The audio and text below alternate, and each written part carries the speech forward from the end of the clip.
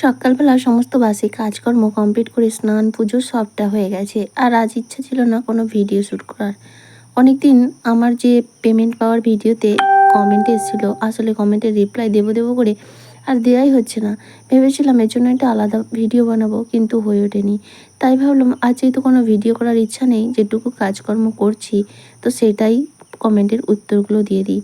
So hello everyone, শুভ সকাল বন্ধুরা, কেমন আছো তোমরা? আশা করছি সবাই খুব ভালো আছো আর আমরাও বেশ ভালো আছি। আমি আলপনা, আমার নতুন আরও একটি ব্লগে তোমাদের সবাইকে জানাই অনেক অনেক স্বাগত আর অনেক অনেক ভালোবাসা। আজকে দিনটা হলো বৃহস্পতিবার, ঘড়িতে সময় ওই সকাল ৮টা মতো হবে। আর আগেই বললাম না, একটু ইচ্ছে ছিল না ভিডিও শ্যুট করার মতো, কারণ শরীরটা না সকাল থেকে ভীষণ খারাপ। এত ক্লান্ত, এত দুর্বল লাগছে, জানি না কেন। হয়তো জ্বর হবে নাকি জানি না, প্রচণ্ড পরিমাণ গা হাতের যন্ত্রণা, হাঁটু মানে জয়েন্টে জয়েন্টে যন্ত্রণা, এরকম একটা ব্যাপার। তো ইচ্ছা ছিল না। তারপর আবার ভাবলাম, তোমরা অনেকেই কমেন্ট করো, আমার ভিডিওর অপেক্ষা করো। সত্যি এটা দেখে না ভীষণ ভালো লাগে। ইউটিউবে কিছু পেলাম আর না পেলাম, তোমাদের এই ভালোবাসাটা আমার কাছে অনেক। তাই ভাবলাম না, যেটুকু পারি চেষ্টা করি। করেছিলাম, কিন্তু এডিট করার সময় দেখলাম ভিডিওটা দেওয়ার মতো নয়। কিন্তু তাও ভাবলাম তাহলে তোমাদের কমেন্টের রিপ্লাইগুলোই দিয়ে দিই। বিছানাটা পরিষ্কার করে এখন 1 কাপ চা খেয়ে নিলাম। আর 1 কাপ চা করলাম কারণ আমি একাই বাড়িতে ছিলাম। মেয়ে গেছে স্কুলে, তোমাদের দাদাভাই গিয়েছিল, ওদের যোগা হচ্ছিল। তো এখন সরকারের নিয়ম অনুযায়ী সরকার যে ঘোষণা করেছে সেই জন্য যোগা চলছিল। তো আজকে শেষ ছিল তাই যোগায় গিয়েছিল। আর এখন এসে গেছে, ওখানে টিফিন দিয়েছে। সত্যি একটা ছেলে বা মেয়ে বিয়ের পর একরকম পরিবর্তন হয়, আবার যখন বাবা মা হয় তখন আরেকটু পরিবর্তন দেখা দেয়, তাই না? দেখো, যেখানে যাই পাই না কেন, চাইলেই কিন্তু নিজেরা খেয়ে নিতে পারতো, কিন্তু দেখো বাড়িতে একটা সন্তান আছে, তার কথা ভেবে কিন্তু সমস্তটাই ধরে নিয়ে বাড়ি এসেছে।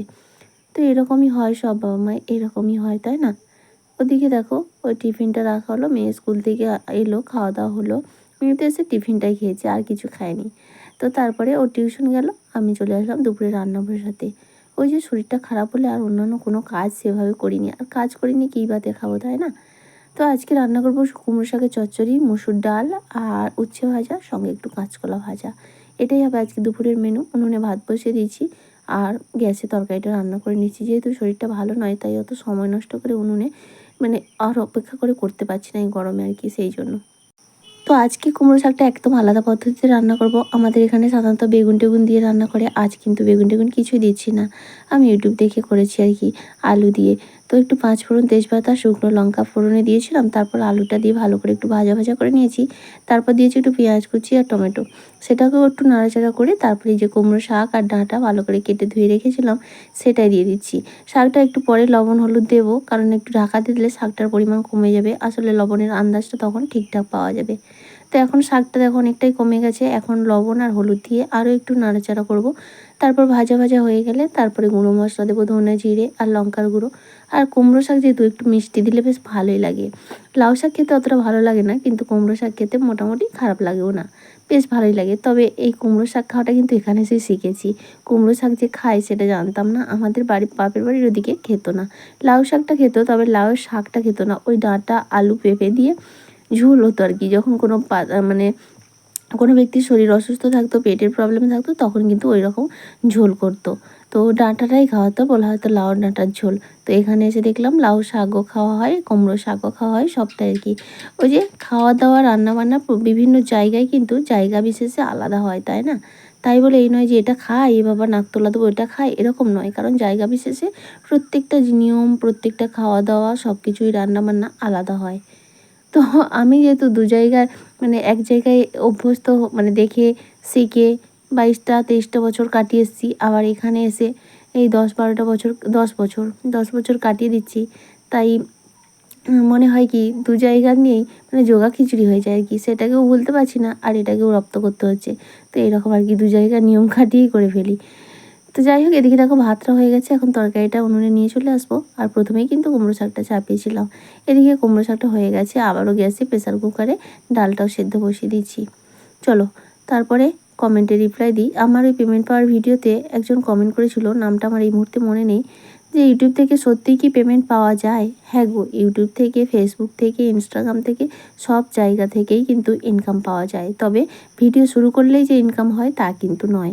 ইউটিউবের রুলস অনুযায়ী যদি তুমি লং ভিডিও দাও তাহলে তোমাকে 1 বছরের মধ্যে 1000 সাবস্ক্রাইব আর 4000 ঘন্টা ওয়াচ টাইম কমপ্লিট করলে তোমার চ্যানেল মনিটাইজ হবে। তখন তোমার মনিটাইজ হওয়ার পর থেকে ইনকাম শুরু হবে। তোমার ভিডিওর ভিউজ অনুসারে তোমার ইনকাম হবে, আর সঙ্গে যে ভিডিওতে অ্যাড চলবে সেটা থেকেও আর্নিং আসবে। ফেসবুকেও সেম। ফেসবুকে তবে এরকম কোনো ক্রাইটেরিয়া থাকে না। আগে ছিল 5000 ফলোয়ার্স, তবে এখন কোনো ক্রাইটেরিয়া নেই। ইউটিউবে যেমন তুমি এটা কমপ্লিট করতে পারলে মনিটাইজেশনের জন্য অ্যাপ্লাই করলে মনিটাইজেশন পেয়ে যাবে, ফেসবুকের ক্ষেত্রে কিন্তু সেটা নয়। সেটা আবার কোনো ক্রাইটেরিয়া যেমন নেই, কিন্তু ফেসবুক যে কখন তোমাকে মনিটাইজেশন দিবে সেটা ফেসবুকের উপরে নির্ভর করবে। তো এরকম, তবে মনিটাইজেশন পাওয়ার পর থেকেই কিন্তু আর্নিং শুরু।